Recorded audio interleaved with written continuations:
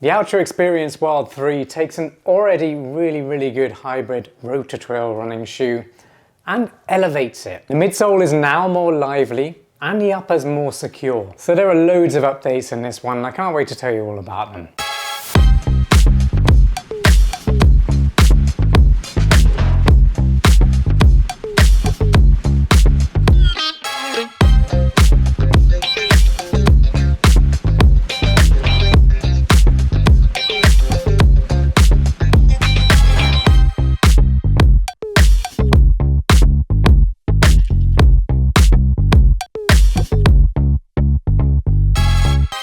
As always, let's start with the key specifications and what they mean for you on the run. They cost $150. I'll let you know if they're worth that price tag by the end of this review. They weigh 10.3 ounces or 292 grams. That's for a size US men's 9, my pair.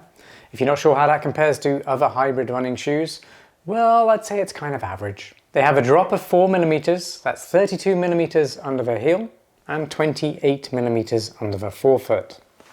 Classic Altra. If you're new to the brand or you're just not familiar with them, well, Altra tend to have zero drop running shoes, but a lot of the newer ones do have 4mm drop, and that's designed to help people get into the zero drop running feel. They want people to gradually get there, because if you were to go from say an 8mm or 10mm drop shoe all the way to zero drop, you're going to notice a few things. First one being that your calves are going to be working more. So stepping in on that 4mm drop is what the Experience range is all about, really. If you didn't catch my Altra Experience Flow 3 review, well, follow that link up there. That is a daily trainer with a 4mm drop and nice wide Altra toe box. It's fantastic. It's one of my top 3 daily trainers right now. So if you are a road runner and you're looking for a really good daily trainer right now, watch that review next. The upper is using an engineered mesh with a TPU toe bumper and gaiter trap. I also really like this finger pull at the rear, it makes them super easy to slip on. The midsole is using EGO P35 compression molded foam.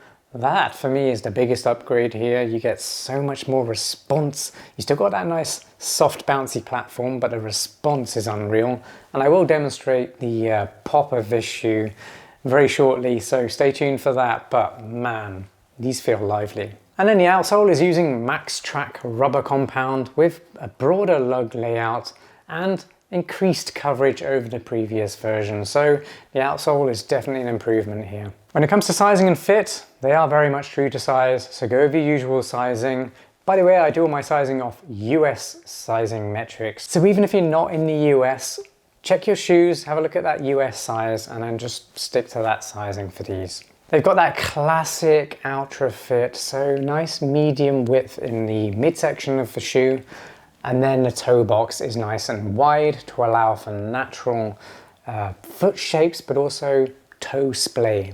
That's really important. If you do want to feel nice and comfortable and natural on the run, you need to have some space for your toes to stabilize you and get more power as you're running. Feels super comfortable. If you've not run in an Altra before and you do have wide toes, you're gonna love it. When you first step into the shoes, they're incredibly comfortable, feel like a slipper, to be honest. It's the best way to describe it, because there's so much padding on the tongue. It's super thick and padded. The collars as well, and the heel counter. It just feels dreamy. It hugs your foot when you put it in there. Also, you've got a really nice, soft, removable insole, which really helps with that comfort too. And it's a breathable shoe. But it's not just comfortable, the heel lockdown and midfoot lockdown is really good as well. But if you do have narrow heels and you tend to slip out of a shoe when you're running, follow that link up there. That'll tell you how to do the Racer's Loop heel lock method of lacing setup. Very easy, it's just a very quick demonstration, and that should fix that problem for you. If you're enjoying this review so far, please give the video a like. Really love it when you guys do that. More likes the better, please. And subscribe to the channel if you haven't already. Hit that notification bell, and I'll see you on the next review. And if you've had any experience in the Altra Experience Wild 3, I want to hear it. Please put it in the comments down below. That's going to help me learn how you've been using the shoes, but also it's going to help other people who come to this review and they're looking to buy it. It's basically going to help them decide if it's the right one for them or not. So the more information, the better for our community. And don't worry, your comment time won't be wasted. I reply to everyone. You've made it to my performance review. Thanks for sticking with me.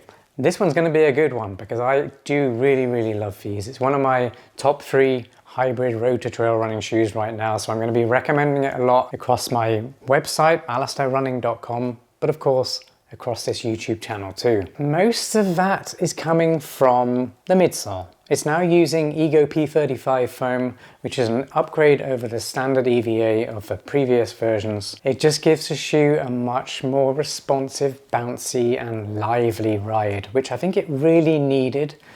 That's really what was holding back the previous version. Other than that, I absolutely loved it. It was still one of my favorite hybrid shoes. But now I feel like I'm getting the full package with this midsole. It feels very protective underfoot, and because the Experience Wild 3 only has a 4mm drop, it feels very balanced and consistent all the way across the shoe. So if you do run more towards your forefoot like I do, or you run more at your heel, you land at your heel or midfoot section, it doesn't matter, it's going to feel very similar. That's important if you are going to be doing longer runs, because even if you run more towards your forefoot, later on in a run you get tired and you just want to sit back and rest a little bit as you're running. That means you're going to be running more towards your heel. Sure, your form's going to be slacking a little bit and it's going to be pushing you back on the heel, but at least you know what you're getting. It's a consistent ride all the way across. The Experience Wild 3 is also super flexible. Very easy to flex. There's no plate in here, but it doesn't need a plate. I don't really like having plates on trail running shoes, to be honest, because it does take away the connectedness to the trail. You can't feel the ground beneath you, and you need to be able to feel it to be able to respond to the trail as you're running. You need to be dynamic in that respect. And this shoe actually has some flex grooves in it. You can see these white sections here. They're in a very specific place, and that allows you to flex the shoe more easily where you need to on the run, and that adds to the natural feel of these on the move. I'm going to very quickly give you a little pop test that I promised earlier on. So all I'm going to do is flex the shoe, let go, and you can see how it pops. So it's pretty poppy, not the most poppy running shoe out there by any means, but there is a good amount of response coming from the foam. The MaxTrac rubber compound on the outsole is far improved now because the traction pattern is more aggressive, but also there's more coverage. So I feel very confident running in these on steep terrain if I'm running down steep hills or technical terrain. These aren't really for that. They're a hybrid shoe, so they're better on moderate trails or road surfaces. But if you do take them on the trails that is steep or has some kind of technicality to it, the traction is actually really good. The Experience Wild 3 feels very stable and well grounded on the run as well. And that's because it does have a fairly wide footprint, but also it doesn't have a huge stack. And the foam is just really nice and balanced. So it's not plush, not overly soft. So I feel connected to the trails, but also it's got enough cushioning for the road surfaces, hard surfaces beneath my feet, so that it feels protective enough and gives me enough response from that foam as well. So this one is starting to feel much more like a 50-50 hybrid shoe. And what I mean by that is it is as good on the roads as it is on trail surfaces. The previous version had roughly a 40-60 split, where it was a lot better on the trail than it was on the roads. But now the balance of this is getting so much more aligned. The upper is much better fitting now. I feel like this new lacing setup and geometry of the upper just locks my foot in better and just feels more secure on the run. I feel more confident, like I could tackle more technical terrain. But also I'm losing less energy on the run because the fit is better. So what's this one going to be best for then? Well, it is a hybrid running shoe. So anyone who is a road runner already and you want to step onto the trails, maybe you're a beginner trail runner and you just want one shoe to do it all, well, that's where a road to trail running shoe like this really comes in. And this is one of the best out there right now. So you can't go wrong in that respect. If you are a new runner, this would be a fantastic choice because new runners don't really know what kind of running they like to do. They don't know what surface they're gonna enjoy. There's all kinds of surfaces or types of running out there, from gravel running to light trail running, road running, and also hiking. You might want a shoe that can take you on the trails for hiking as well. This can do all of that really well. If you're wondering where these feature on my best road to trail running shoes roundup on alastairrunning.com, well, follow that link up there. That will take you to that roundup.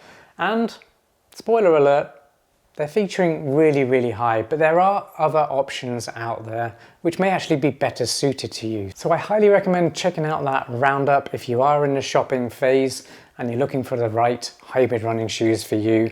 That's going to help point you to the right ones. Well, you've made it to my final verdict. Are they worth $150?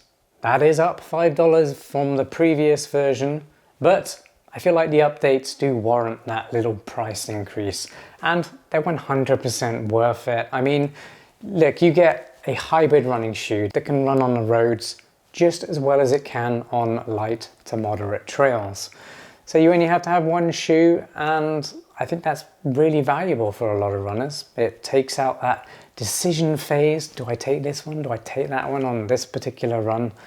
Well, you don't have to worry about that because this one's actually going to be really good for most types of runs and for most beginner runners and intermediate runners as well. Now, if you did want to increase your shoe rotation, then sure, you could get a dedicated daily trainer for road running and also a dedicated all mountain trail running shoe, which is going to be more durable and more capable on technical terrain.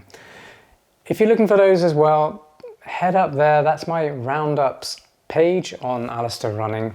On there you'll see all the different types or categories of shoes and all the best ones that perform best in my reviews.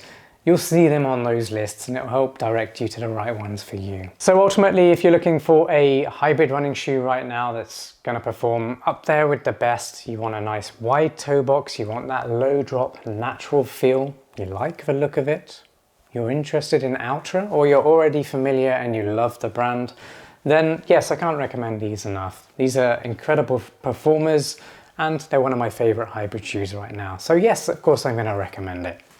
If you've got any questions at all, maybe I missed something, drop it in the comments down below and I'll get back to you. And if you haven't subscribed yet, I recommend you do. I've got so much coming, and if you're really into running and the gear that comes with it, then I'm pretty sure you're going to enjoy the content. Make sure you subscribe, hit that notification bell, and I'll see you on the next review. Peace.